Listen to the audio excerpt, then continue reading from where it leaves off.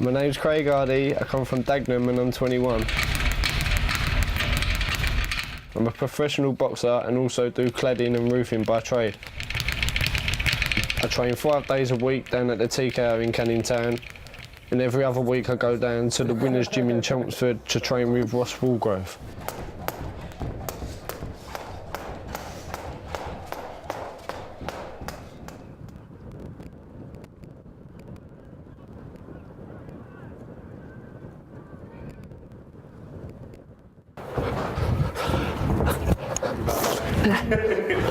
I train down at the TKO gym in Canning Town, and also I train at Winners Gym down in Chelmsford. This is where I am now.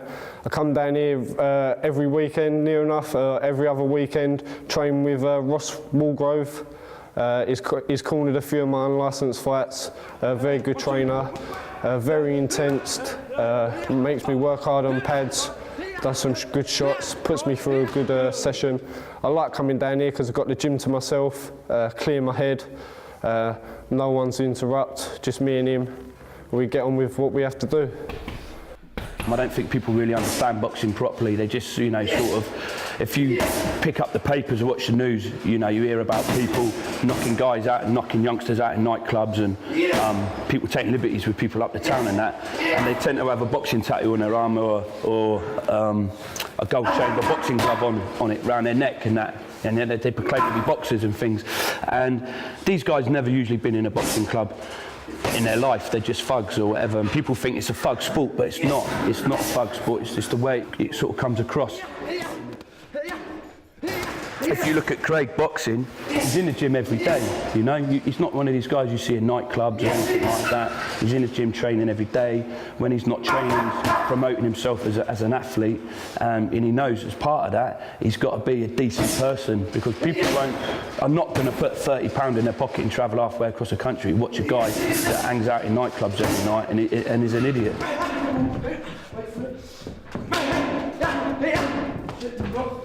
Jump, that's it. Jump, stand, let me get in the left hook. It all started out, I was in class, just started secondary school. My mate was talking about going boxing one Tuesday night, see how things are and that. I was into football at the time. I was playing for a football team called Orion. I come in from school one day and I said, Mum, Dad, I'm going to go boxing. They both turned around and laughed at me. My mum didn't like the idea, my dad thought I was joking, but a couple of weeks I went off with my mate one Tuesday down at Embark Amateur Boxing Club, and it all started from there. And your second fighter to enter the arena this evening, Craig.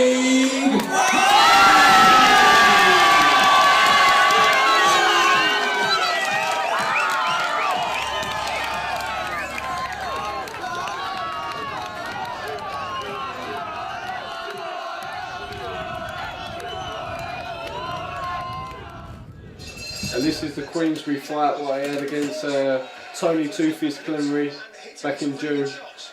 Just the second round. I just like watching it because the way all my feet, movement, I've done everything right there to win the fight.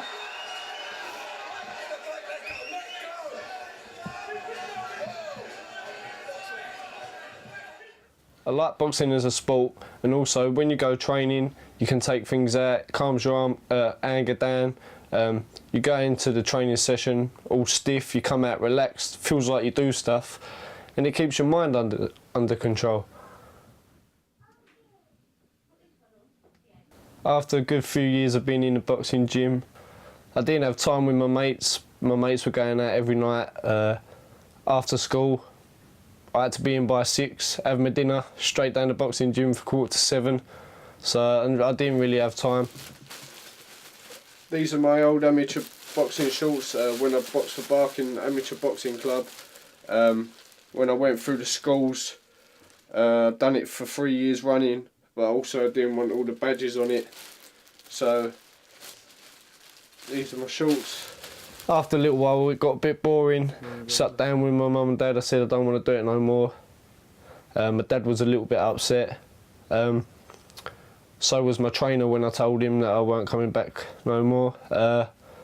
because he put a lot of time and effort in with me. But I just wanted a social life.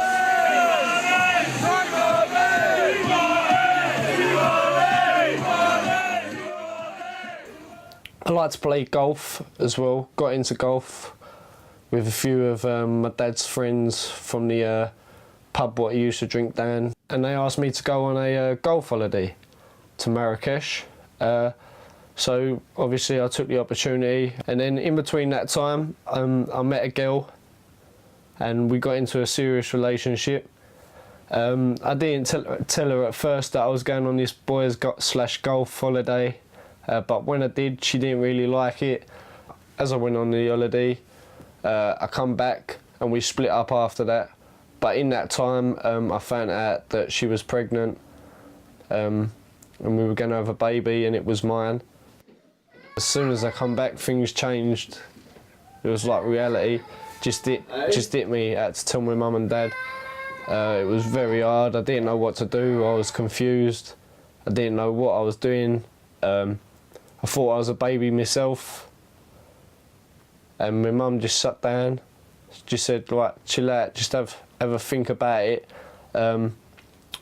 So just chilled out, and then my mum said, right, go round your nan and granddad's, obviously, because I'm close to my nan and granddad's, you better tell them before the word gets around. Me thinking I'm 19 and telling them that I'm having a baby, I thought it was a big shock.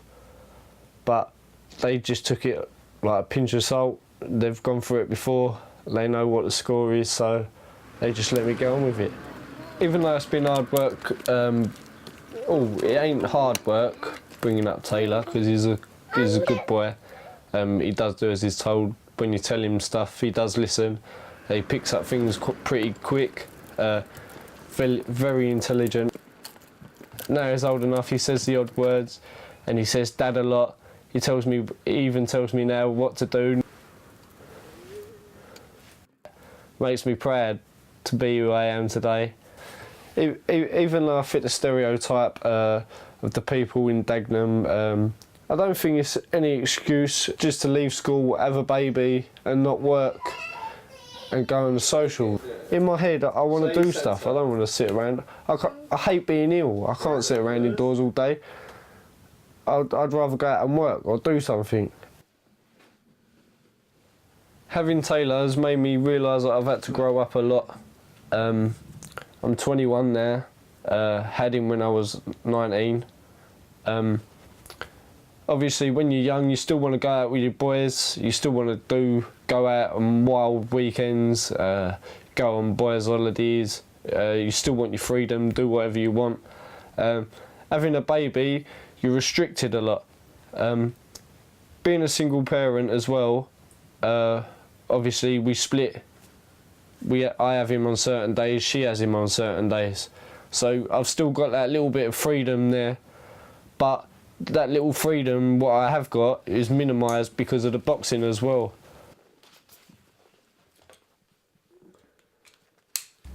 When you become pro, it's like your job. You get paid for it. You have to climb the ladder, obviously.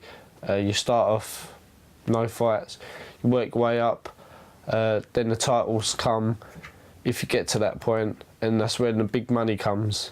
Eventually, after a few fights time, I want to give up work completely and go into boxing full time.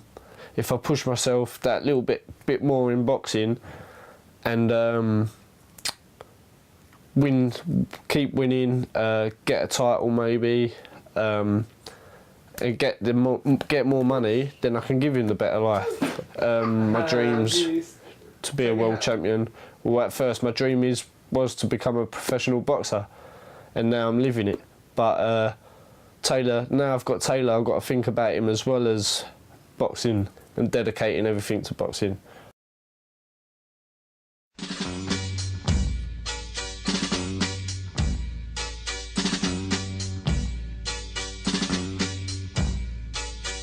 So you wanna be a boxer in the golden ring?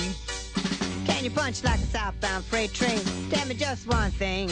Can you move in a word like a hummingbird's wing if you need to?